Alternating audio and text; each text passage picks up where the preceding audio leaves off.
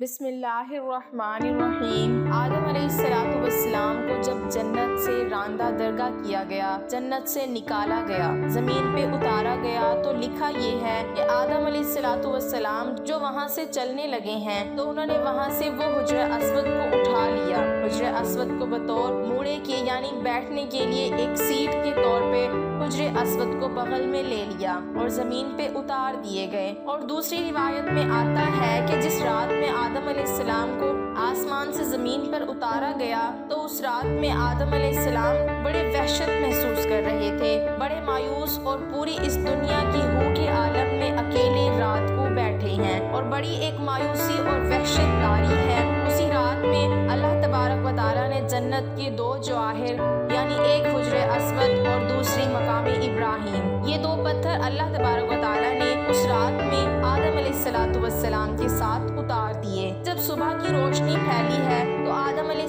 السلام نے اپنے پاس یہ دونوں پتھر پڑے دیکھے، پہچان گئے کہ یہ تو جنت کے میرے ساتھی ہیں، کہ جنت کے جواہرات میں سے آپ نے دونوں کو لے کے سینے سے لگا کے ان کو بغل گیر ہو گئے۔ اس سے تسکین حاصل کرنے لگے کہ یہ وہ جنت کا ایک سامان میرے ساتھ آ گیا ہے۔ اس طریقے سے اللہ نے ان دونوں پتھروں کو زمین پر اتارا، اور عجیب بات ہے، ایک حدیث میں آتا ہے کہ آدم علیہ السلام جو حجر اسود لے کر آئے تھے، اصل میں حجر اسود ایک فرشتہ تھا۔ جب آدم علیہ السلام کو جنت میں اللہ تبارک و تعالیٰ نے آباد کیا، ایک فرشتے کی نگرانی لگا دی کہ آدم علیہ السلام کی نگرانی کرے کہ وہ ان تمام کی تمام جنتی ان کے لیے مباح ہے، لیکن یہ جو ایک درخت ہے، اس درخت کے کھانے سے ان کو منع کیا گیا ہے، تو تم اس کی نگرانی کرتے رہو، کہیں آدم علیہ السلام اس درخت کا پھل نہ کھائیں۔ چنانچہ یہ فرشتے وہ آدم علیہ السلام کی نگرانی کرتا رہا تو آدم علیہ السلام بھی محتاط رہے اور جنت کے اندر وقت گزرتا رہا۔ جب اللہ تبارک و تعالیٰ کو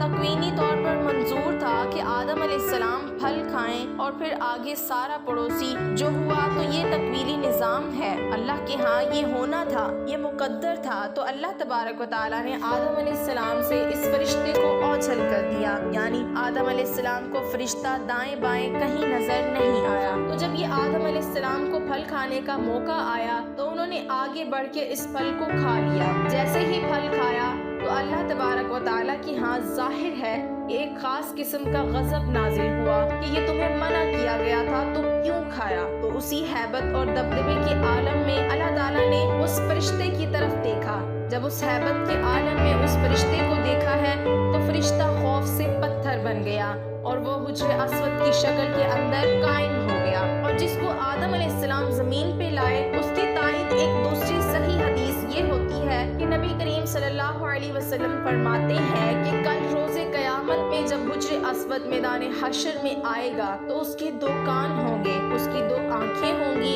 اس کی زبان بھی ہوگی، باقاعدہ ہاتھ ہوں گے، گویا کہ پورے ہاتھ پیر کے ساتھ یہ میدان حشر کے اندر پہنچے گا۔ اور ساتھ ہی نبی صلی اللہ علیہ وسلم نے فرمایا کہ حجر اسود اصل میں ایک فرشتہ تھا، وہاں اللہ تعالیٰ دوبارہ اس کو انہیں اعضاء کے ساتھ ظاہر کر دیں گے، اور وہاں پہنچ کر پھر دنیا کے اندر ان کو بوسہ کرنے والے جو لوگ ہیں ان کی حق میں گواہیاں دیں گے۔ تو معلوم ہوا کہ یہ حجر اسود ایک فرشتہ ہے کہ دنیا کے اندر جو لوگ ہیں جو اس کو بوسہ دیتے ہیں اور وہ تختی پر نوٹ ہو جاتا ہے کہ اس آدمی نے مجھے بوسہ دیا، اس کے گناہ معاف کر دیے گئے، تو کل روز قیامت میں وہ اس کی گواہی دے گا۔ اور مزے کی بات ہے کہ دنیا کے اندر ایک بہت بڑے محدث گزرے ہیں، وہ یہ کہتے ہیں کہ مکہ کے اندر حرم میں حجر اسود کے قریب، کعبہ کے قریب ایک عرصہ تک رہا تو میں نے ایک مرتبہ عجیب منظر دیکھا کہ یہ حجر اسود وہاں سے نکلا اور اس کے دونوں ہاتھ تھے، پیر بھی تھے، اس کے کان، اور پوری ایک انسانی شکل میں نکلتا ہے، وہ نکلا اور کافی دور تک ٹہلتا ہوا اور دوبارہ اسی جگہ قائم ہو گیا اور اسی طرح پتھر کی شکل اختیار کر دی۔ اس روایت سے تائید ہو گئی ہے کہ جو اس بہت بڑے محدث نے یہ نظارہ دیکھا تو معلوم ہوا ہے، حدیث میں آتا ہے کہ جب حجر اسود کو کوئی حج یا عمرہ کرنے والا بوسہ دیتا ہے تو حقیقت میں وہ اللہ سے مصافحہ کرتا ہے، اللہ سے سلام کرتا ہے، تو سلام کرنے کے نتیجے میں اللہ تعالیٰ اس کے سارے گناہوں کو معاف کر دیتے ہیں، جیسے خود دو ایمان والے جب آپس میں ایک دوسرے سے مصافحہ کرتے ہیں۔ حدیث میں آتا ہے کہ ان دونوں کے الگ ہونے سے پہلے، ان کے مسافے الگ ہونے سے پہلے اللہ گناہ معاف کر دیتے ہیں۔ تو وہاں حجر اسود کو مصافحہ گویا کہ اللہ मुसाफा है, तो अल्लाह से मुसाफा और गुनाह माफ ना हो, ये कैसे हो सकता है? इससे अल्लाह ताला गुनाहों को माफ कर देते हैं। तो ये हुज्रे अस्वद वो फरिश्ता है जो हर बोसा देने वाले की तफसीलात को नोट कर लेता है। तो अल्लाह से दुआ है कि अल्लाह ताला हमें हुज्रे अस्वद का सलाम और उसका बोसा लेने की सादत नसीब फरमाए। लेकिन इसमें शरीयत का मसला लिखा है कि इसके लिए आप किसी दूसरे को तकलीफ देकर उसका बोसा ना लें। तकलीफ देकर बोसा लेंगे तो जाहिर है